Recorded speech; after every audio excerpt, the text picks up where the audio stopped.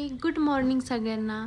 तर खूप जास्त दमलेली होते पूर्ण वीक मी, त्यामुळं आज संडे आणि मी खूप जास्त झोपले, खूप जास्त. त्यानंतर उठून बघते तर एवढं सगळा पसारा झालेला होता ना, त्याला पटकन एका चिटकीमध्ये मी साफ करून टाकलं. मस्त मस्त वाव वाव आलं. मग नंतर जेवण, पेटूला पण खुश करायचं ना, त्याच्यामुळे मी डाळ आणि राईस मस्त असा छोटासा मेनू बनवला होता आणि बसले आणि मस्त खाल्लं खाल्लं खाल्लं, खूप सारं खाल्लं.